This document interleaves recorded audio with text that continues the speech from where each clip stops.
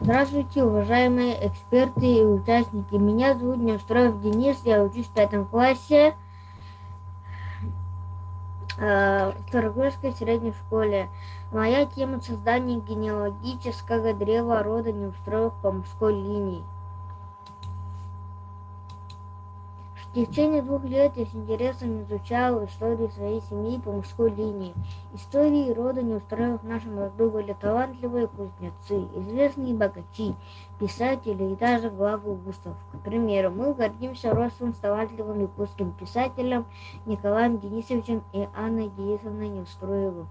Рождественная ветвь Неустроевых, частью которой является Неустроев Николай Денисович и Анна Денисовна, изучена достаточно подробно. В схеме рода существует пробел в нашей ветви. Цель – создание генеалогического древа рода Неустроев по мужской линии. Задача – сбор информации. Беседы с отцом, с родственниками, чтение и анализ книг о предках семьи Неустроевых, изучение архивных данных. Второе – описание материальных источников. Третье – составление картотеки. Четвертое – составление ветви генеалогического древа на основе собранных данных. Пятое – ввод собранных данных в программу древа жизни. Объект исследования – история рода Неустроевых. Предмет исследования – воспоминания, рассказы родственников, архивные документы, материальные источники. Генеалогическое древо – это краткое, но наиболее наглядное отображение семейной истории в виде дерева, которое помогает проследить все родственные отношения. Этапы составления родословной. Первый шаг – разбор семейных документов и фотографий. Второй шаг – общение с родственниками, составление картотеки. Картотека строится по такой схеме. Третий шаг – чтение литературы. Четвертый шаг – составление родословной. Пятый шаг – выбор сайта. Шестой шаг – ввод собранных данных программы древа жизни.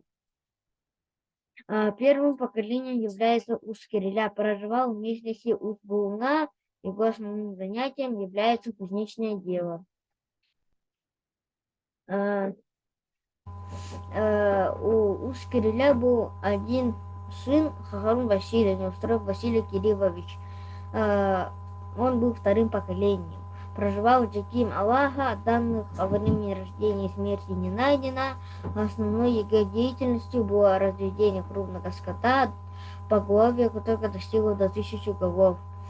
У него было 2 детей, Неустроев Трофим Васильевич и Неустроев Егор Васильевич.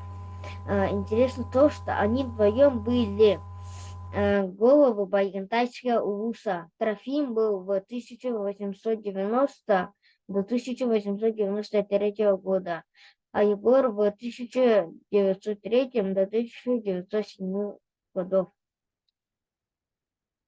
Женой Егора Васильевича Неустроева была Мария Евсеевна Заводская, которая была дочь известного богача. Проживала она в селе Танда, Усть-Алданского улуса.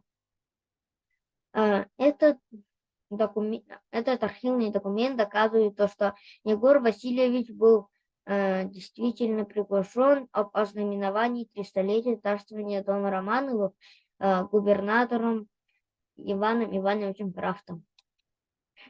Четвертое поколение Неустроевых. Василий, мой прадед, Елизавета, Клавдия, Мария, Николай. Мы с отцом нашли в архиве посемейный список 4-го байгантайского наследия 1926 до 1927 годов. Под номером 22 Неустроев Василий Егорович, полных 27 лет, грамотность по-якутски, занимается сельскохозяйством. Жена Варвара Митрофановна, 19 лет, и сын Иннокентий, 5 месяцев. Пятое поколение Неустроевых.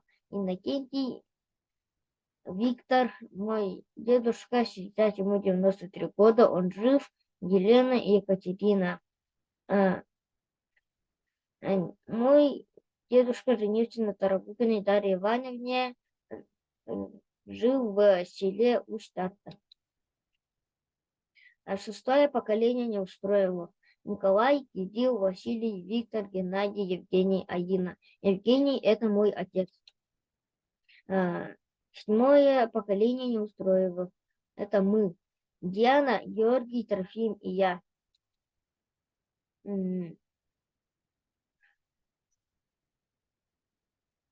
Из собранных материалов мы сделали свою родословной в электронном виде. После родоначальников у нас остались реликвии и материальные источники. Первым является часовня, который принадлежал Хахрыму Василию. Он стоял в Диким Аллаха.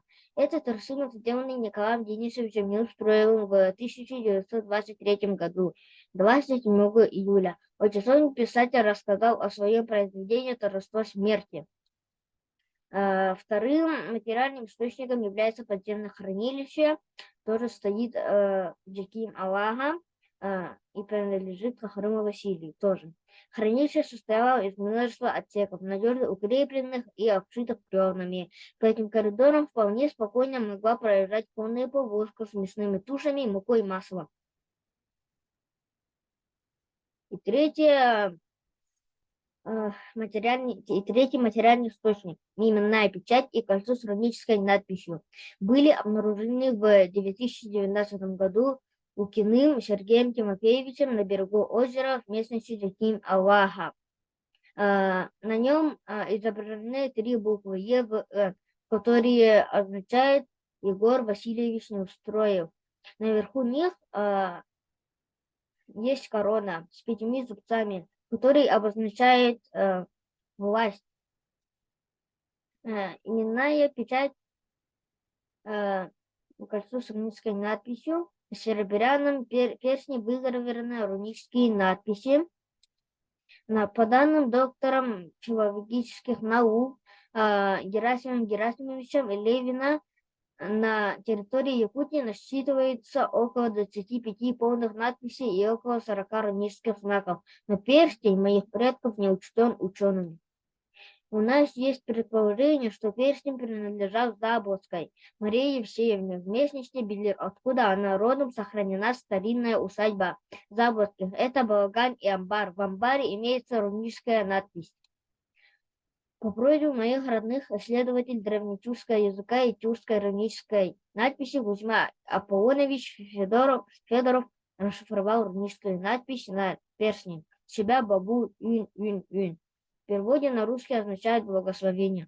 Пусть растет взаимопонимание, основанное на разумном запрете всего негативного. Заключение.